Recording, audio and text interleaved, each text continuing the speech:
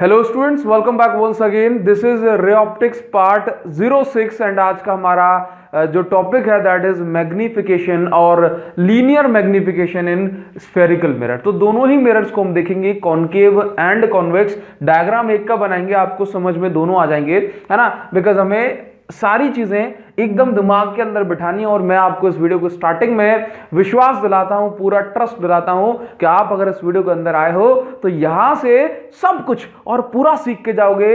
एक और छोटी सी रिक्वेस्ट करूंगा, ऑलरेडी चैप्टर चैनल पर अवेलेबल है। क्लास 12th फिजिक्स के सभी चैप्टर्स आपको चैनल पर मिल जाएंगे। आपको बस प्लेलिस्ट सेक्शन चेक कर लेना है, या फिर आप किसी भी टॉपिक या चैप्टर के बाद अभिषेक साहू लिख के सर्च करें। वेदर आपके ये अपकमिंग चैप्टर हो या फिर पुराना कोई चैप्टर हो, आपको 12th क्लास के सभी चैप्टर्स यूट्यूब पर मिलेंगे हमारे चैनल पर। तो बस अगर आप रेगुलर स्टूडेंट हो तो आप इस चीज को जानते हो, अगर पहली बार देख रहे हो तो ये बात आपके लिए थी। इसके साथ साथ चैनल के डिस्क्रिप्शन में, दैट मींस अभी जाकर के इस वीडियो के डिस्क्रिप्शन में लिंक को चेक करें तो आपको जो है रे ऑप्टिक्स की प्लेलिस्ट और सेपरेट लिंक्स भी आपको हर पार्ट की मिल जाएगी। तो इससे पहले हमने पार्ट 5 में पढ़ा हुआ था concave mirror and convex mirror के लिए फॉर्मूला, कौन सा, मिरर फॉर्मूला एंड उसके जो बेसिक न्यूमेरिकल हमारे एग्जाम में पूछे जाते हैं उनको। तो आज हम पढ़ेंगे मैग्निफिकेशन। मैग्निफिकेशन क्या होता है भाई? देखो, बड़ी सिंपल सी बात है।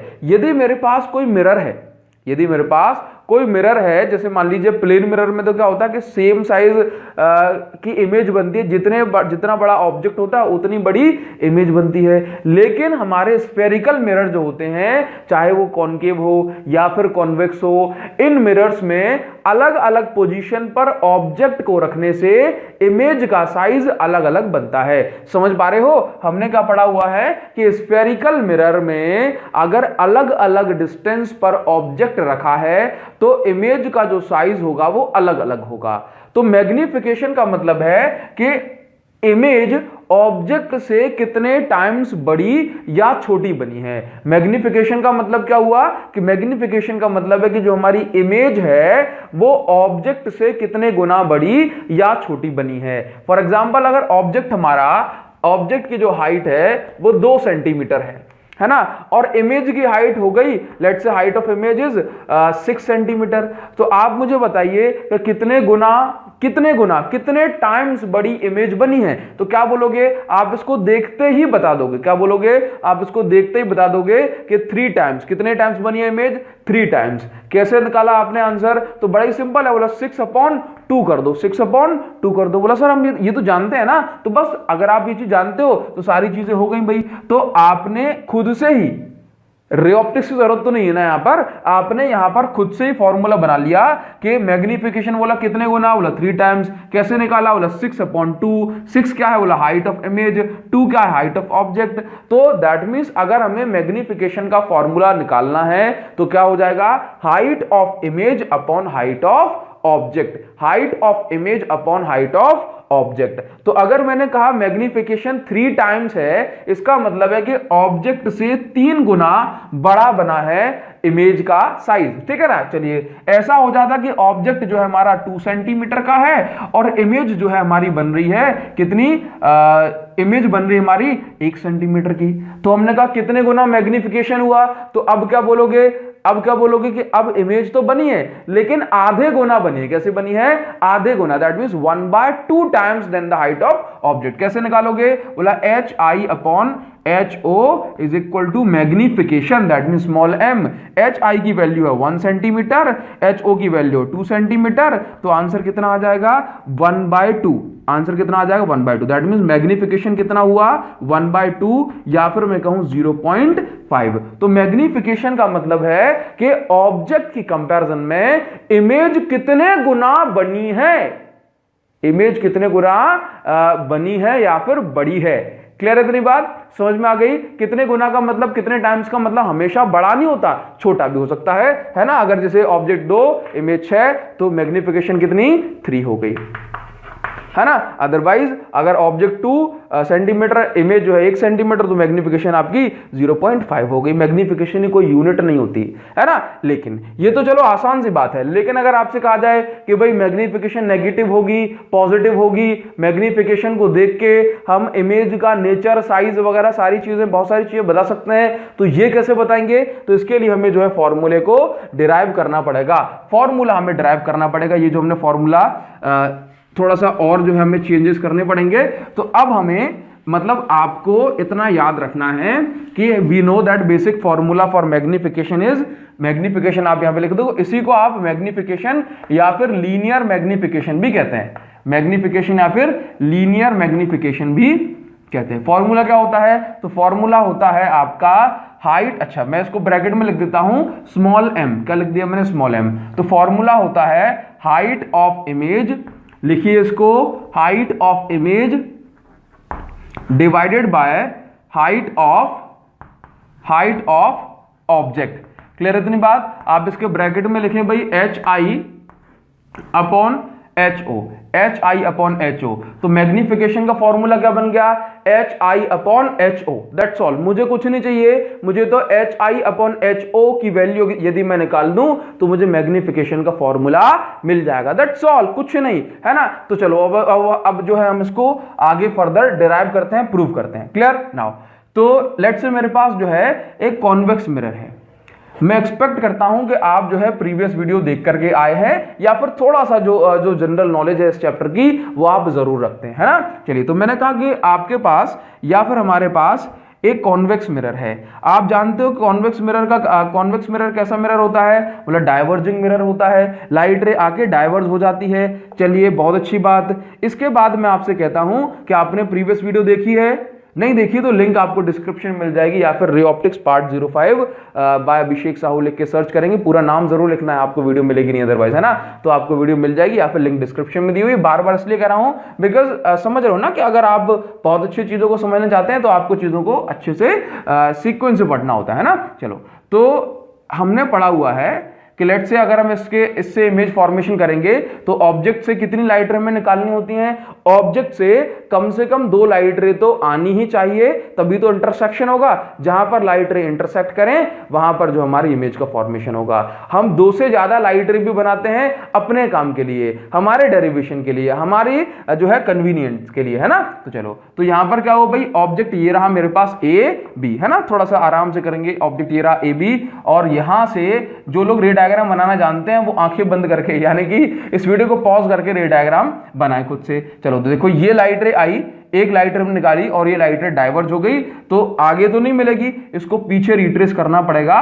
तो हमें फोकल लेंथ जो है, फोकस हमें जो है यहां पर मिल जाएगा। तो भाई ये वाला पॉइंट क्या हो गया? ये वाला पॉइंट हो गया फोकस। अब दूसरी लाइट रे यहां से निकालते हैं, और ये लाइट रे स्ट्राइक करेगी पोल से। आप जानते हो कि पोल से जितने एंगल पे स्ट्राइक करती है उतने ही, ये क्या है ना, इसका पोल है ना मिरर का, तो जितने एंगल पर स्ट्राइक करती है उतने ही एंगल पर ये लाइट रे रिफ्लेक्ट होके वापस लौट जाती है। चलिए, तो यहां पर देखो ये लाइट रे आई और ये लाइट रे यहां से लौट गई। अब मुझे आप ये बताइए, क्या ये वाली लाइट रे या फिर ये वाली लाइट रे यहां पर मीट करेगी? बोला नहीं करेगी। तो आप इसको पीछे रिट्रेस करिए, है ना। आगे मीट नहीं करेगी तो रिट्रेस करेंगे, तो रिट्रेस करने पर मीट कर जाएगी, तो यहां पर करीब इमेज बनेगी। चलिए, है ना। एक काम और करते हैं कि हमारा थोड़ा सिमिलर ट्राइंगल का और डेरिवेशन के कॉन्सेप्ट को थोड़ा सा आसान बनाने के लिए हम यहां पर एक लाइट रे और बताते हैं। तो आप जानते हो कि जो भी लाइट रे सेंटर ऑफ कर्वेचर से पास होती है वो अनडिफ्लेक्टेड जाती है, अनडेविएटेड रहती है हमेशा। या फिर मैं कहूं कोई भी लाइट रे किसी सरफेस पर यदि 90 डिग्री बनाते हुए इंसिडेंट करती है तो वो लाइट रे हमेशा अनडेविएटेड जाती है, हमेशा अनडेविएटेड जाती है। तो लेट्स से हमारे पास ये रही एक लाइट रे, है ना। यहां से ये आई और इस पॉइंट पर 90 डिग्री बनाते हुए स्ट्राइक की, तो 90 डिग्री बनाई तो किसी और एंगल पर ये रिफ्लेक्ट नहीं होती, वापस से उसी लाइन पे चली जाती है ना। तो ये वापस से उसी लाइन पे चली गई, ये चली गई वापस से।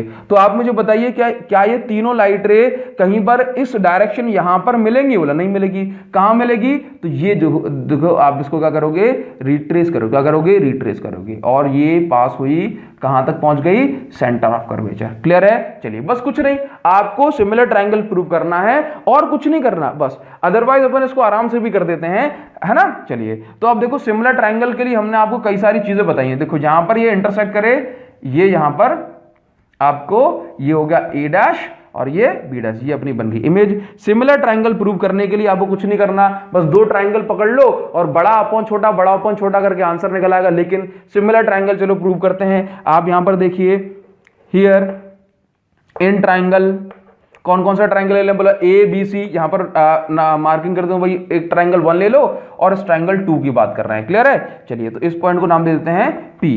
तो देखो in triangle A B P, in triangle A B P, और कौन सा triangle? A dash B dash P and A dash B dash P. भाई दो ट्रायंगल की अगर हम बात करें तो आपको यहां पर देखने पे मिलेगा कि दो ट्रायंगल को हमें सिमिलर ट्रायंगल प्रूव करना है। तो क्या करेंगे? देखो ध्यान से कि देखो हम जानते हैं कि ये जो बी एंगल, यहां पर बी पर कितना एंगल बन रहा है? 90 डिग्री। यहां पर कितना एंगल बन रहा है? 90 डिग्री। तो भाई एक एंगल तो दोनों का मैच कर रहा है। तो आप देखिए कि भाई एंगल ए बी पर बन रहा है, तो बी को बीच में लिखा, angle A B B is equal to, ये हमने पहले भी किया था अभी भी कर रहे हैं ना, पूरा नहीं प्रूव करना है। Angle A B B is equal to A dash B dash P. Clear है? नाउ इसके बाद देखो कितना एंगल बन रहा है? बोला 90 डिग्री। ठीक है, एक एंगल प्रूव हो गया। इसके बाद देखो हमने पहले भी पढ़ा था कि भाई अगर ये एंगल इंसिडेंस 45 है तो फिर ये भी 45 होगा। और आप देखो ये एंगल देखो अपोजिट एंगल बन रहा है नहीं बन रहा? देखो आप जानते हो उस चीज को, ये एंगल कितना, अगर ये 45 तो अपोजिट एंगल ये भी 45 होगा। हम इस चीज को समझते हैं ना। तो देखो अगर ये एंगल इंसिडेंस एंगल 45 तो फिर रिफ्लेक्शन वाला भी 45 होगा। अगर ये 45 है तो इसका ऑपोजिट एंगल ये भी 45 होगा। तो इसका मतलब ये दोनों एंगल बराबर हुए या नहीं हुए? बोला बराबर हुए। That means angle A P B, angle A P B is equal to A dash P B dash, है ना, angle A dash P B dash. Clear है? तो आप देखेंगे कि ये दोनों ट्रायंगल, मतलब इन दोनों का भी एंगल क्या बन रहा है? सेम बन रहा है ना। ये एंगल क्या है? सेम। तो हम लिख सकते हैं बाय एंगल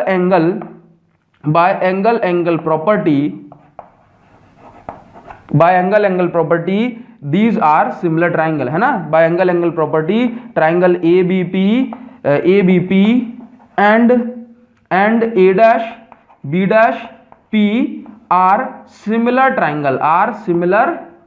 ट्रायंगल। बस इतनी सी बात आपको बतानी है, कुछ नहीं करना ना। आगे बढ़ते हैं भाई। अगर आपने इनको सिमिलर ट्रायंगल प्रूव कर दिया तो आपको कुछ नहीं करना, आप तो बस इतना याद रखो, बड़ा अपॉन छोटा का मतलब क्या? सिमिलर ट्रायंगल में इस वाले का परपेंडिकुलर अपॉन छोटे वाले का परपेंडिकुलर। तो कैसे लिखोगे? हम जानते हैं इन बोथ ट्रायंगल भाई ए बी अपॉन, आप यहां पे लिख लो भाई, हेडिंग बना लो, इन ट्रायंगल कौन कौन से में वर्क किया है? A B P and A dash B dash P. Clear है? तो A B upon A dash B dash, कैसे? बड़ा अपॉन छोटा। हम direct A dash B dash upon A B भी लिख सकते हैं, लेकिन हमने जो आपको स्टार्टिंग से रूल बताया है कि बड़ा अपॉन छोटा करते जाओ। बड़ा अपॉन छोटा A B upon A dash B dash, बड़ा वाला बेस पी बी, बड़ा वाला बेस क्या है भाई? पी बी अपॉन छोटा वाला बेस क्या है? P B dash. बस इतना काम करिए, पी बी डैश। चलिए आप मुझे ये बताओ कि ए बी क्या है? बोला ए बी है आपके पास हाइट ऑफ ऑब्जेक्ट, ये अपने पास ऑब्जेक्ट है, तो ए बी क्या है? H O. A dash B dash क्या है? H I. चलिए आगे बढ़ते हैं। पी बी क्या है? देखो पी से लेके बी, पी बी, ये देखो ऑब्जेक्ट रखा हुआ है, तो P से लेके B तक ये क्या है भाई? ऑब्जेक्ट की डिस्टेंस। और ऑब्जेक्ट कहां है? ऑब्जेक्ट है लेफ्ट हैंड साइड, इस मिरर से लेफ्ट साइड। तो यहां पर ऑब्जेक्ट की डिस्टेंस को क्या लिखोगे? U। ऑब्जेक्ट डिस्टेंस क्या है? U। लेफ्ट साइड है तो -U upon P B dash. Upon में क्या लिखना भाई? P B dash. P B dash क्या है? पी बी डैश पर क्या बन रही? बी डैश पे क्या बन रही? इमेज। तो ये कौन सी डिस्टेंस है? ये है आपकी इमेज डिस्टेंस। और किस साइड है? बोला राइट साइड। तो आप इसको क्या लिखोगे? बोला प्लस। आप मुझे ये बताओ, क्या हमें HO अपॉन HI चाहिए या फिर HI upon HO? Then our answer is कि हमें चाहिए HI अपॉन HO। यही होता height of image divided by height of object is called magnification. तो V अपॉन U, ये माइनस का है ना, तो माइनस चाहे नीचे लगाओ चाहे ऊपर लगाओ ये होगा, तो अब ये दोनों का माइनस। चलिए, तो आप जो है यहां पर आपको ध्यान देना है कि यहां पर HI upon HO is equal to क्या होता है, माइनस V अपॉन U। याद रखना एक पॉइंट याद रखना, यहां पर भाई सारे स्टूडेंट जो ध्यान से पढ़ रहे हैं वो सभी स्टूडेंट एक बात का ध्यान रखें कि यहां पर जब भी न्यूमेरिकल यूज हो, ये जो माइनस है, ये माइनस फॉर्मूले का माइनस है। इस माइनस को तो जैसा का जैसा, इस नेगेटिव साइन को तो जैसा का जैसा रखना है। अदरवाइज और चलो आपको बता दें कि इस नेगेटिव को तो जैसा का जैसा रखना है। इसके साथ साथ यदि ऑब्जेक्ट लेफ्ट हैंड साइड है तो यू की जगह आपको माइनस साइन लिखना है। अगर इमेज आपकी लेफ्ट हैंड साइड है तो v की जगह माइनस साइन लिखना है। दैट मींस कहने का मतलब यह है कि यदि आपका ऑब्जेक्ट नेगेटिव साइड रखा हुआ है तो आपको u की जगह माइनस साइन लेना है। नहीं आप सोचोगे भाई हमने तो जो है यहां पर नेगेटिव साइन पहले ही ले लिया, नहीं, ये नेगेटिव साइन अलग है। समझ में आया? ये नेगेटिव साइन अलग है, इसको तो फॉर्मूले का इसको अलग से रखना है। जब भी जरूरत पड़ जाए, अगर u नेगेटिव साइड है तो उसको नेगेटिव रखिए, v पॉजिटिव साइड है उसको पॉजिटिव, अदरवाइज नेगेटिव। समझ पा रहे हो ना? दैट मींस कहना मैं आपसे ये चाहता हूं कि जो नेगेटिव साइन है ये फॉर्मूले में है, इसको तो आपको एज इट इज रखना है। आपको ये नहीं सोचना कि भाई फॉर्मूले में तो नेगेटिव रखा है तो मैं नेगेटिव पॉजिटिव क्यों लगाऊं, है ना? तो आपको जो है अपने नेगेटिव साइन को अच्छी तरह से ध्यान में रखना है। क्लियर है? तो देखो आपके पास यहां पर देखो कि ये क्या बन गया, ये बन गया मैग्निफिकेशन का फॉर्मूला। क्या हो गया? m is equal to HI upon HO is equal to minus V upon U। चलिए यहां पर देखो, आपके दिमाग में आ रहा होगा, बोला सर यहां पर देखो magnification HI upon HO positive है नेगेटिव, पॉजिटिव है या नेगेटिव? क्या बोलोगे? HI भी पॉजिटिव, HO भी पॉजिटिव, तो मैग्निफिकेशन भी कैसी होगी? पॉजिटिव। मैग्निफिकेशन भी कैसी होगी? पॉजिटिव। समझाते हैं, टेंशन मत लो, समझाते हैं। अच्छा ये बताओ, मैंने कहा कि जब हमारे पास कॉन्वेक्स मिरर है, क्या है? कॉन्वेक्स मिरर, तो ये बताओ कि ऑब्जेक्ट कहां रखा हुआ है? ऑब्जेक्ट रखा हुआ है वर्टिकली अपवर्ड, ऑब्जेक्ट रखा हुआ है ऊपर की साइड, और इमेज भी कहां बन रही है? ऊपर की साइड। तो ऑब्जेक्ट भी ऊपर है ना, ऑब्जेक्ट भी ऊपर और इमेज भी ऊपर, तो HI भी पॉजिटिव, HO भी पॉजिटिव। जब दोनों पॉजिटिव हैं, HI भी पॉजिटिव, HO भी पॉजिटिव, तो कॉन्वेक्स मिरर वाले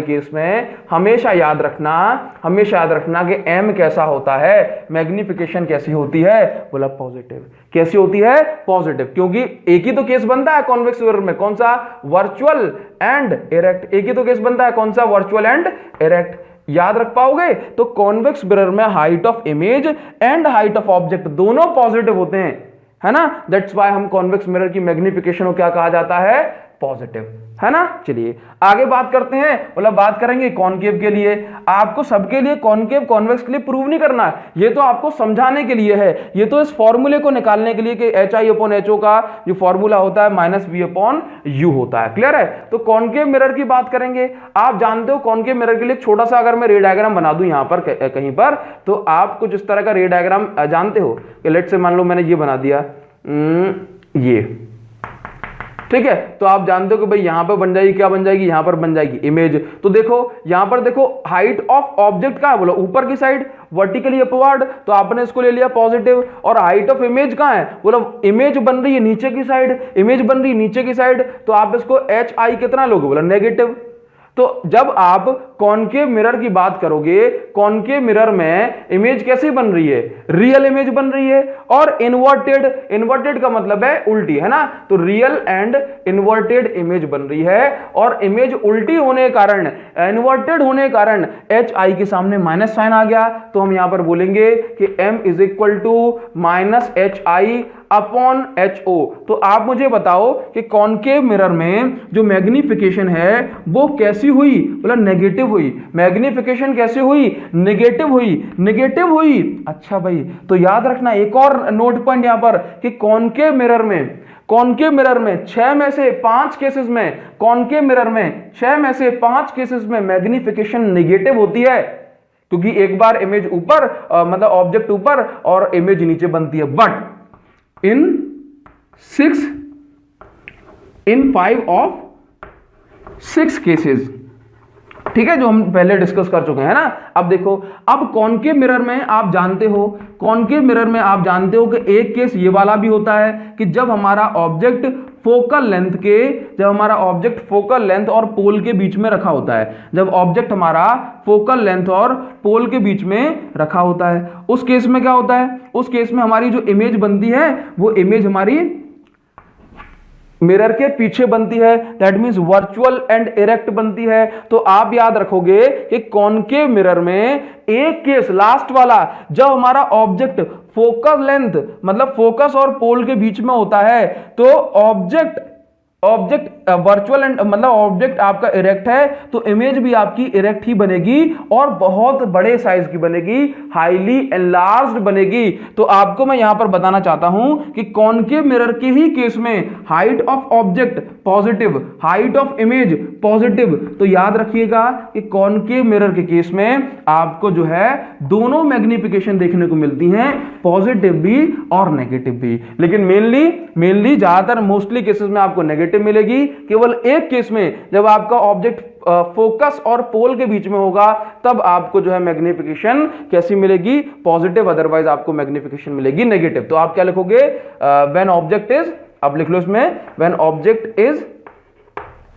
object is between focal length and मतलब फोकस एंड पोल। क्लियर है इतनी बात? चलिए, तो आपको यहां पर एक बात समझ में आनी चाहिए, आपको यहां पर एक बात समझ में आनी चाहिए कि यहां पर अगर हमने कह दिया कि मैग्निफिकेशन पॉजिटिव है, तो पॉजिटिव मैग्निफिकेशन में कौन सी इमेज बन रही है, तो virtual and erect. Positive magnification में कौन सी इमेज है, वर्चुअल एंड इरेक्ट। जबकि नेगेटिव मैग्निफिकेशन में कौन सी इमेज है, रियल एंड इन्वर्टेड। तो मैं यहां पर जो है इस चीज को थोड़ा सा सिस्टमैटिक फॉर्मेट में लिखूंगा, आपसे थोड़ा सा मैं रिक्वेस्ट करूंगा कि आप भी इस चीज को अच्छे से नोट कर लें। क्लियर है ना? चलिए, फास्ट तो नहीं हो रहा है ना, थोड़ा चीजों को रिपीट करते हुए चलेंगे। नाउ, कॉन्वेक्स मिरर में मैग्निफिकेशन पॉजिटिव, कॉनकेव मिरर में मैग्निफिकेशन पॉजिटिव और नेगेटिव दोनों हो सकती है, तो नेगेटिव और पॉजिटिव। क्लियर है? चलिए, तो यहां पर अब मैं कुछ चीजें लिखूंगा कि पॉजिटिव साइन क्या बताता है, पॉजिटिव शोज क्या शो करेगा कि इमेज आपकी वर्चुअल एंड इरेक्ट है, image is virtual and erect. Clear है? नेगेटिव साइन क्या शो करेगा, नेगेटिव साइन शो करेगा कि इमेज आपकी रियल एंड इन्वर्टेड है, image is real and inverted. Are you getting my point?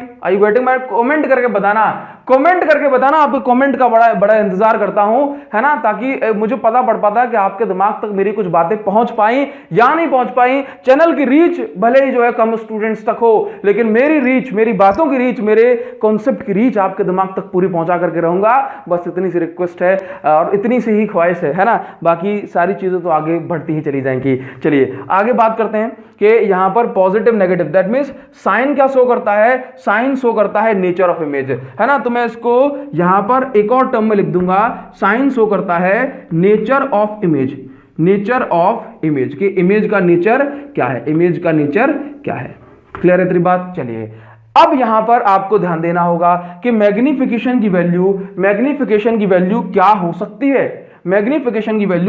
है, चलिए, तो साइन देख के आप ऑब्जेक्ट के साइज का नहीं पता लगाएंगे, साइन देख के आप ऑब्जेक्ट दैट मींस इमेज के नेचर का पता लगाएंगे, वेदर इट इज वर्चुअल और इरेक्ट और रियल, और that means whether it is virtual and erect और रियल एंड इन्वर्टेड। चलिए, तो मान लो अगर मैंने कहा कि यदि कोई यदि कोई ऑब्जेक्ट दो गुना बड़ा है, या फिर मैं कहूं इमेज, हाइट ऑफ ऑब्जेक्ट अगर 2 सेंटीमीटर है, हाइट ऑफ इमेज यदि 6 सेंटीमीटर है, 6 सेंटीमीटर है ना, और दोनों इरेक्ट हैं, दोनों कैसे हैं, इरेक्ट हैं, तो यहां पर आप मुझे बताओ मैग्निफिकेशन कितनी होगी, मैग्निफिकेशन हो जाएगी 6/2, दैट मींस +3। सुनना, अब देखो एक केस हमने आपको यह भी बता दिया था कि मैग्निफिकेशन, जैसे मान लो हाइट ऑफ ऑब्जेक्ट अगर है आपके पास 2 सेंटीमीटर और हाइट ऑफ इमेज यदि है आपके पास कितनी भाई 1 सेंटीमीटर, तो आप मुझे बताओ यहां पर मैग्निफिकेशन कितनी होगी। ये दोनों, चलो ऑब्जेक्ट भी सीधा रखा है और इमेज भी सीधी ही बन रही है, तो मैग्निफिकेशन कितनी होगी आप मुझे बताओ। तो हम कहेंगे मैग्निफिकेशन होगी आपकी, देखो यहां पर कितना करोगे भाई, HI/HO करोगे तो आंसर आ जाएगा 0.5। ये बताओ प्लस में या माइनस में, तो अगर दोनों ऑब्जेक्ट इरेक्ट हैं, सीधे रखे हुए हैं, तो प्लस में आएगा। अब अगर आपके सामने लिख करके दे दिया कि व्हेन मैग्निफिकेशन इज +3, तो आप क्या बताएंगे। अगर आपको मिल गया व्हेन मैग्निफिकेशन इज +3 आपका आंसर है, तो आप क्या कंक्लूड करेंगे, तो आपको यहां पर बताना है कि प्लस है, इसका मतलब वर्चुअल एंड इरेक्ट है, और 3 है, दैट मीन मैग्निफिकेशन 3 गुना ज्यादा है, 3 गुना, मतलब ऑब्जेक्ट अगर 1 है तो इमेज जो 3 है, तो यहां पर क्या बोलोगे कि मैग्निफिकेशन आपकी 3 गुना है। 3 गुना है मतलब इसका मतलब है कि इमेज कैसी बन रही है, एनलार्ज। कैसी बन रही है, एनलार्ज इमेज बन रही है, बड़े साइज की। यहां पर देखो कि मैग्निफिकेशन 1 से छोटी है, प्लस साइज का बता रहा है, प्लस साइन बता रहा है कि इमेज कैसी है, वर्चुअल एंड इरेक्ट। इमेज कैसी है, वर्चुअल एंड इरेक्ट। ठीक है, अब देखो यहां पर क्या है, इमेज कैसी है, वर्चुअल एंड इरेक्ट। नाउ यहां पर आप देखोगे कितना हो रहा है भाई, आधे गुना, मतलब ऑब्जेक्ट 2 सेंटीमीटर का, इमेज 1 सेंटीमीटर की। तो यहां पर आप देखोगे कि इमेज कैसी है, छोटी है, तो आप यहां पर क्या लिखोगे, डिमिनिश्ड। क्या लिखोगे, डिमिनिश्ड, यानी कि छोटे साइज की। यहां पर एक चीज और सुनो, अगर आपकी जो इमेज होती वो उल्टी रखी होती, कैसे 1 सेंटीमीटर उल्टी, दैट मींस इन्वर्टेड होती, तो क्या लगते आप यहां पर करोगे, तो m = -0.5 आएगा। तो माइनस साइन का बताएगा, नेगेटिव साइन का बताएगा, नेगेटिव साइन बताएगा रियल और इन्वर्टेड, और 0.5 का बताएगा डिमिनिश्ड इमेज है, यानी कि ऑब्जेक्ट से छोटी इमेज है। तो यहां पर आप एक छोटा सा जो है कहां गया अपना, देखो यहां पर आप एक छोटा सा रूल जरूर बनाएंगे। आप इसका अभी तक जितना भी हो चुका है आप इसका स्क्रीनशॉट ले सकते हैं, बढ़िया से इसका स्क्रीनशॉट ले लो फास्ट, है ना, इसका स्क्रीनशॉट ले लो। और एक छोटा सा रूल हमें यहां पर यह बना के रखना है कि यदि हमारी मैग्निफिकेशन, यहां पर आप लिख लो इफ मैग्निफिकेशन, इफ, ये दोनों केसेस के लिए, if magnification is greater than 1, यदि 1 से बड़ी आ रही है, इसका मतलब है कि इमेज कैसी बनेगी, एनलार्ज है। ठीक है, और अगर मैग्निफिकेशन आपकी 1 से छोटी आ रही है, तो आपकी मतलब 1 से कम आ रही है, तो इमेज कैसी बनेगी, डिमिनिश्ड बनेगी, डिमिनिश्ड। क्लियर है, आई होप आपको ये मेरी बातें समझ में आ पाई होंगी। और इनका स्क्रीनशॉट लेने के बाद अपन इसको इरेज करते हैं और कुछ न्यूमेरिकल्स आपको कराते हैं इस बेसिस पर, तो आपके दिमाग में एकदम क्लियरिटी हो जाएगी सारी चीजों की, और आप सारी चीजों को आराम से कर पाओगे। आप उसका स्क्रीनशॉट ले लो, आगे बढ़ते हैं। ठीक है, तो अब देखिए गाइस, जो न्यूमेरिकल्स आपको अब करने हैं मैग्निफिकेशन पर बेस्ड, ये न्यूमेरिकल आपके कॉन्सेप्ट को एकदम क्लियर करेंगे। ये 2 न्यूमेरिकल है, इसके बाद 2 न्यूमेरिकल और करेंगे तो आपके कॉन्सेप्ट एकदम क्लियर हो जाएंगे, तो टेंशन लेने की जरूरत नहीं है, सारी चीजें आपको समझ में आएंगी। चलिए तो बात करते हैं कि हमारे सामने जो क्वेश्चन दिया हुआ है, इसमें साफ साफ दिया हुआ है कि N object is kept at 30 centimetre. कोई ऑब्जेक्ट कॉनकेव मिरर से, है ना, नोट करो यहां पर, कॉनकेव मिरर से 30 सेंटीमीटर की दूरी पर रखा गया है, और इस कॉनकेव मिरर की जो फोकल लेंथ है वो 20 सेंटीमीटर है ना। तो मैं इसको ऐसे ड्रॉ कर सकता हूं, हालांकि आपको ये ड्रॉ करने की जरूरत नहीं होती, डायरेक्ट वैल्यूज पुट करना, लेकिन मैं आपको यहां पर समझा दे रहा हूं कि लेट्स से ऑब्जेक्ट रखा हुआ है इस यहां से 30 सेंटीमीटर पर, u = 30 सेंटीमीटर। आपको बता दें कि ऑब्जेक्ट लेफ्ट साइड में रखा होता है तो नेगेटिव लोगे। ठीक, ये ऑब्जेक्ट रखा हुआ है, फोकल लेंथ इस कॉनकेव मिरर कितनी है, ये 20 सेंटीमीटर। तो फोकल लेंथ कहां है भाई, लेफ्ट साइड में, तो -20। आपसे पूछा जा रहा है कि find nature, position and magnification of image. तो इस ऑब्जेक्ट की जो इमेज बनेगी उसका नेचर कैसा होगा, virtual, erect, real, inverted, position यानी कि इमेज डिस्टेंस, मतलब इमेज कहां बनेगी, मैग्निफिकेशन, ऑब्जेक्ट से छोटी बनेगी या बड़ी बनेगी, है ना। तो आपको ये सारी बातें इसमें बतानी है। तो कुछ नहीं करना, सबसे जो बेसिक फॉर्मूला है वो लगाना है, 1/f is equal to 1/u plus 1/b। Now 1/f, focal length जो कॉन्केव मिरर की होती है वो नेगेटिव होती है, तो कितनी भाई -20 सेंटीमीटर। तो यहां पे लिखो इसको -20 is equal to 1/u। U object कहां रखा हुआ, बोला 30 सेंटीमीटर लेफ्ट साइड है, तो माइनस प्लस 1/v। आप इसको फर्दर सॉल्व करोगे तो आपको मिलेगा 1/-20, ये इस साइड आ जाएगा तो 1/+30, माइनस का ना इस साइड आ गया +30 हो गया 1/v। चलिए आप इसको यहां पर देखेंगे तो ये एलसीएम आ गया 60 -3 + 2 अपॉन 1/v। तो आप यहां से देखो, बोलो -1/60 इज इक्वल टू 1/v। तो यहां से v इसको रिवर्स कर दोगे, ये भी रिवर्स हो जाएगा, तो v इज इक्वल टू -60 और ये सेंटीमीटर। तो -60 सेंटीमीटर क्या आ गई, पोजीशन। -60 सेंटीमीटर क्या आ गई, पोजीशन, है ना। तो ये हो गई इमेज डिस्टेंस, मतलब पोजीशन। नाउ अब आपको क्या निकालना है, आपको निकालना है भाई नेचर। तो नेचर निकालने की क्या करोगे, देखो बड़ी सिंपल सी बात है, m is equal to magnification. Magnification क्या होता है, बोला HI/HO। अब ना तो हमें HO पता है और HO नहीं पता, तो HI कैसे निकलेगा, है ना। चलिए तो यहां पर देखो, क्योंकि हमें मैग्निफिकेशन भी नहीं पता ना, तो हम जानते हैं m का एक और फॉर्मूला होता है -v/u। हमने आपको बताया था कि भाई ये नेगेटिव तो फॉर्मूले का इसको जैसा का जैसा रखना है, बाकी v की और u की जो वैल्यूज हैं उनको प्रॉपर साइन के साथ पुट करना है। तो m is equal to minus अलग करो, बोला v की वैल्यू कितनी आई, बोला -60 सेंटीमीटर, -60 सेंटीमीटर। u की वैल्यू कितनी है, -30 सेंटीमीटर। u की वैल्यू कितनी है, हाँ जी u की वैल्यू -30 सेंटीमीटर। चलिए तो यहां से कैंसिल हो गया, तो m इज इक्वल टू कितना निकल के आ गया, m इज इक्वल टू निकल के आ गया आपके पास 2, और वो भी किसका, माइनस का। तो ये m की वैल्यू कितनी हो गई, -2। तो जब आपने देखा बोला माइनस, तो माइनस साइन क्या बता रहा है, बोला रियल एंड इन्वर्टेड इमेज बन रही है। तो ये आपने कब बता दिया, बोला नेचर। इसके बाद 2 क्या बता रहा है, when magnification is greater than 1। इसका मतलब है कि इमेज कैसी है, एनलार्ज है। इमेज कैसी है, एनलार्ज है। तो आपकी position -60 centimetre, that means left में 60 सेंटीमीटर। मैग्निफिकेशन कितनी है, -2, और माइनस क्या बता रहा है, नेचर कैसा है, रियल एंड इन्वर्टेड। तो कॉन्केव मिरर में तो हम जानते भी हैं कि अगर इसके सामने इस तरह से ऑब्जेक्ट रखा हुआ है तो इमेज जो बनेगी वो रियल एंड इन्वर्टेड ही बनेगी, उल्टी इमेज बनेगी। जबकि बात करते हैं, एक और क्वेश्चन आपको मिलेगा, an object is kept at 10 centimetre in front of convex mirror। तो आपको सबसे पहले तो खुद से इस क्वेश्चन को करना चाहिए, अदरवाइज जो है वीडियो को पॉज कर लो, खुद से करके देख लो, और ना आए या फिर बन जाए तो उसको जो है चेक कर लेना। चलिए बात करते हैं, पहली चीज हम समझते हैं कॉन्वेक्स मिरर के केस में। कॉन्वेक्स मिरर अगर है तो कैसी भी कंडीशन बन जाए, इमेज आपकी वर्चुअल और इरेक्ट ही बनने वाली है, मैग्निफिकेशन पॉजिटिव ही आने वाली है, इमेज का साइज छोटा ही होने वाला है, लेकिन जो है कितना कितना होगा इसको जान लेते हैं। तो देखो u इज इक्वल टू कितना दिया है, ऑब्जेक्ट तो हमेशा, ऑब्जेक्ट डिस्टेंस तो हमेशा नेगेटिव मानी जाती है, क्योंकि ऑब्जेक्ट हमेशा लेफ्ट साइड में रखा जाता है ना। और कॉन्वेक्स मिरर में इमेज जो है राइट साइड में बनती है, राइट साइड में बनती है ना।